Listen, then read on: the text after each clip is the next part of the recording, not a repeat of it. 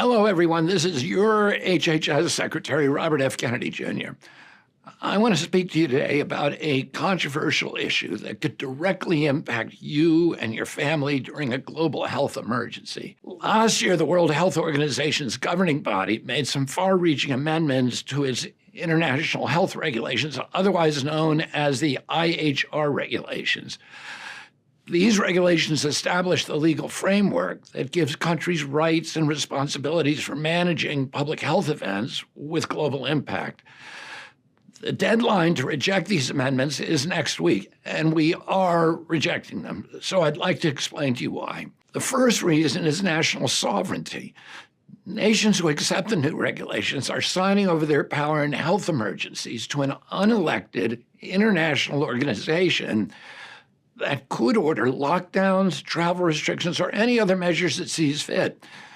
In fact, it doesn't even need to declare an emergency. Potential public health risks are enough for it to initiate action. If we're going to give the WHO that much power, we should at least invite a thorough public debate, especially since the agreement is an official treaty and it bypasses the U.S. Senate, which plays a key role in ensuring major international commitments receive proper democratic oversight. To make matters worse, the new regulations employ extremely broad language that gives the WHO unprecedented power.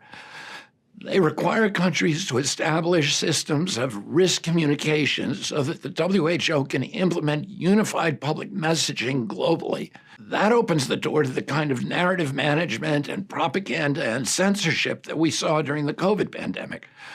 We don't want to see that kind of system institutionalized even further. The agreement also contains provisions about global systems of health IDs, vaccine passports, and a centralized medical database. It lays the groundwork for global medical surveillance of every human being. Maybe if the WHO were an infallible authority, untainted by industry influence, we would consider accepting the new regulations. Unfortunately, the COVID pandemic demonstrated otherwise. During COVID, the WHO failed to enforce the international health regulations that were already in place for generations.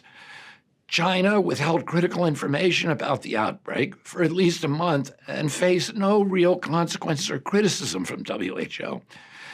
As the 2024 Congressional Oversight Report put it, the WHO was misinformed, denied access to China, and used as a cover for the Chinese Communist Party's reckless action. These and other atrocities make one thing clear: we must strengthen national and local autonomy to hold global organizations in check and to restore a real balance of power. Underneath all the bureaucratic language, what's at stake here is a vision for our future. Are we going to be subjects to a technocratic control system that uses health risks and pandemic preparedness as a Trojan horse to curtail basic democratic freedoms?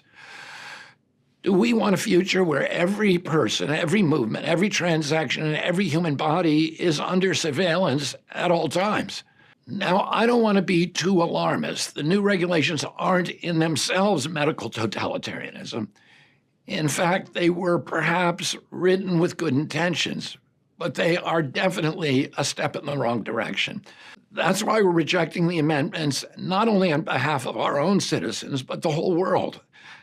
After all, America could simply ignore the WHO, but few other countries are as powerful as the United States. Even though many of these amendments are phrased to be non-binding, as a practical matter, it's hard for many countries to resist them, especially when they are dependent on the WHO funding and its partnerships. That's why we're taking leadership to stop an agreement that's bad for the entire world. I want to be clear that in rejecting these amendments, President Trump and I are not rejecting international cooperation. We can cooperate with other nations without jeopardizing our civil liberties, without undermining our Constitution, and without ceding away America's treasured sovereignty. That's my commitment to you. That's President Trump's commitment to you. Thank you, and God bless you all, and God bless our country. Produced by the U.S. Department of Health and Human Services.